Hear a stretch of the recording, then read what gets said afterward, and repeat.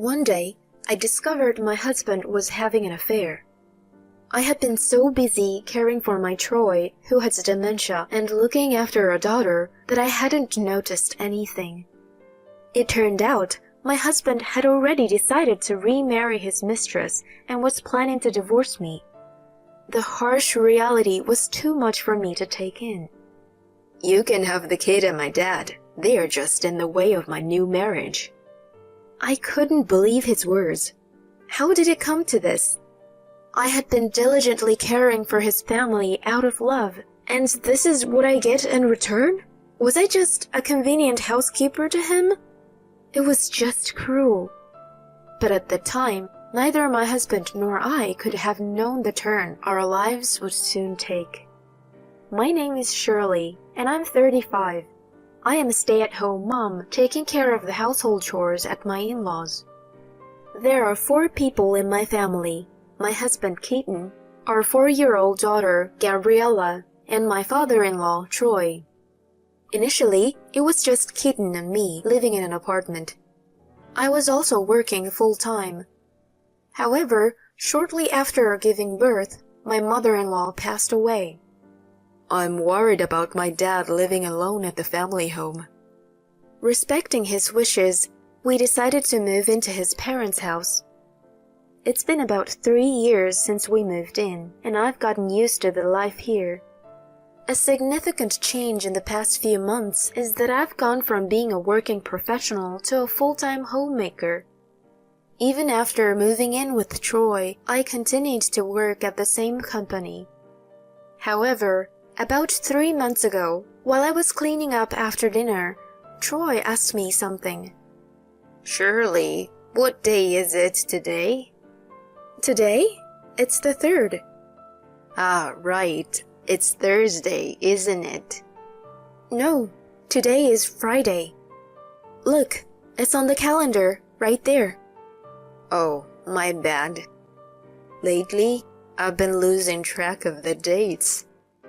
At that time, I thought he was just a bit confused, but his behavior began to get worse. He'd ask for meals right after eating and couldn't remember where things were. It was clear it was not normal.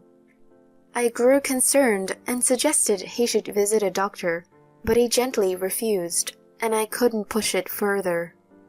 I was at a loss about what to do with him, but I couldn't just leave things as they were.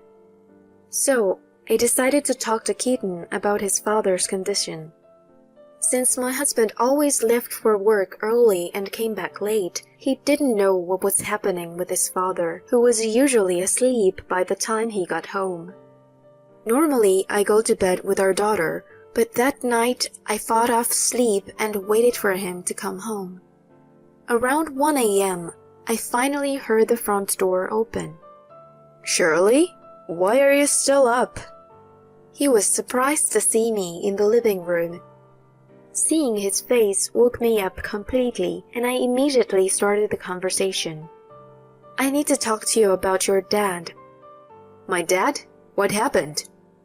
"Lately, he's been acting strangely.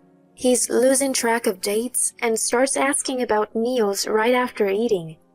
It's not just forgetfulness, it's serious." "So he's starting to get senile? Well, he's over 70. "This isn't a light matter. We really should take him to the hospital." He sighed heavily and said dismissively, "The hospital? Aren't you overreacting? It's just forgetfulness." "I'm telling you, it's not just forgetfulness. Something is really wrong." "Then why don't you take him? I'm too busy." "I was going to, but he refused, and I thought we should do it together." "Well, if he doesn't want to go, there's no need to force him. Let's not overdo it." After saying that, he grabbed a beer from the fridge and started playing with his phone. It was as if my words didn't reach him anymore. "I'm going to bed. Good night." I didn't expect a reply, and there wasn't one. I sighed quietly and left the living room. After that, I kept trying to talk to Troy regularly, but he firmly refused to go to the hospital. He wasn't always confused. There were times when he was completely lucid. One day, he looked at me seriously and spoke. "Shirley, can I talk to you for a minute?" "What's up?" "You've noticed, haven't you, that I've been acting strangely lately?" "Well, I mean..."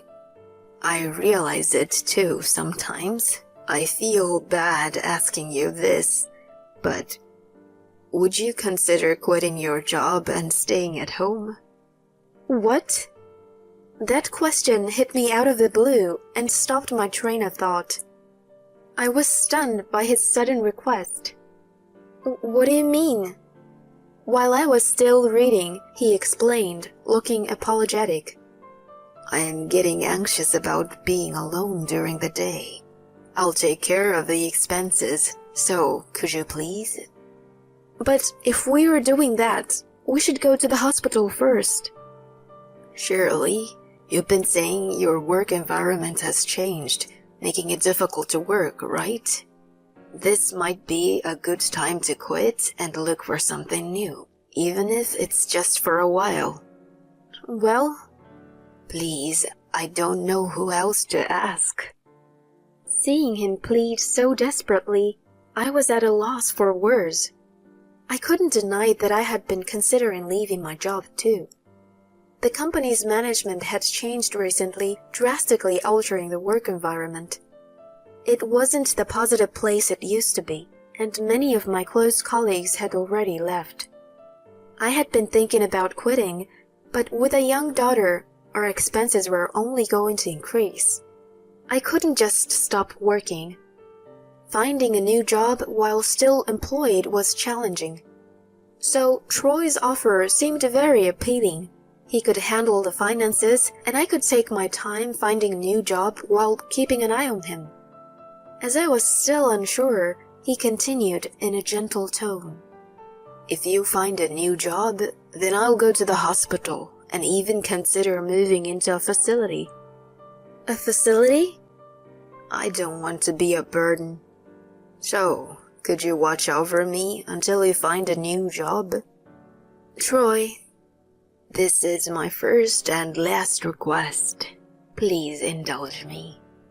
After discussing it with my husband, I quit my job and decided to take care of my father-in-law until I found another job. The care was mainly supervising his daily life and managing his meals. It wasn't too hard, and he generously gave me a substantial amount each month for living expenses and caregiving. I was grateful to have more time with my daughter and really appreciated his help. 2 months into being a full-time homemaker, I was close to securing a new job. After receiving a job offer following my final interview, I went to talk to Troy. However, he was on the phone with someone. I couldn't hear the conversation, but waited until he was done before entering the room. Troy?" "Shirley, you heard the phone call?" "No, I didn't hear it. I was just waiting because you were on the phone." "Ah, I see. What's up?" "I wanted to tell you that I found a new job." Hearing this, he immediately brightened up. "Really? That's great." He was so happy for me. I just needed to take him to the hospital now. That was my plan for the next day. However, my husband, who usually came home after midnight, returned home around 7 p.m. that day. "You're home early today." He threw his work bag on the floor and bluntly said, "I'm marrying my girlfriend. We need to get divorced." "What?" I was speechless from the shock. Keaton, without any remorse, continued, "Didn't you hear me? I'm marrying her. Our marriage is over. I've got the divorce papers here. Just sign them." "Wait a minute. What are you talking about? We have a daughter. We can't just get divorced like that." "I don't care about you or her anymore. You being oblivious let me continue my affair, so thanks for that. How can you? He had already decided to remarry and divorce me. The reality was too cruel for me to accept. My mind went blank and he coldly said, "You can have the kid and my dad. They're just in the way of my new marriage." I couldn't believe his words. How did it come to this? I had been diligently caring for his family out of love. And this is what I get in return? Was I just a convenient housekeeper to him? It was just too cruel. Glaring at him, I said, "Enough! How can you expect me to accept this?" It doesn't matter if you accept it or not. This is already decided. What about our daughter, Gabriella? I told you I'm leaving her with you, and the old man with dementia too. He's a nuisance. How can you say that about your father? You quit your job, not my problem. Now, get out. At that moment, something inside me snapped. I realized I couldn't continue this relationship. I would take care of Gabriella and my father-in-law myself. Fine, I'll divorce you and leave, but don't ever bother us again. As I said this, he smirked and said, Of course. I was so angry that I signed the divorce papers and threw them at him. After cooling off outside for a while, I returned to find him gone and a message on my phone saying he'd stay at his mistress's place until we left.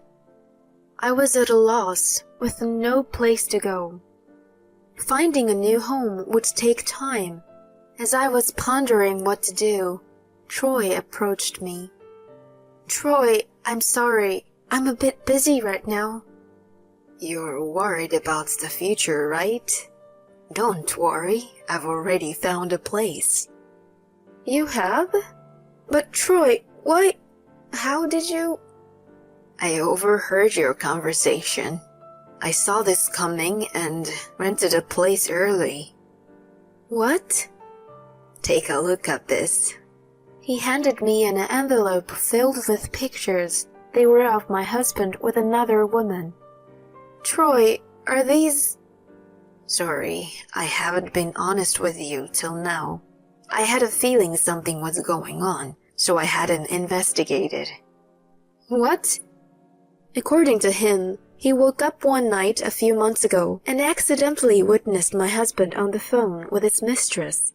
He then asked a friend who worked at a detective agency to investigate my husband's affair. He pretended to have dementia and encouraged me to change my work environment so I would be prepared in case of a divorce.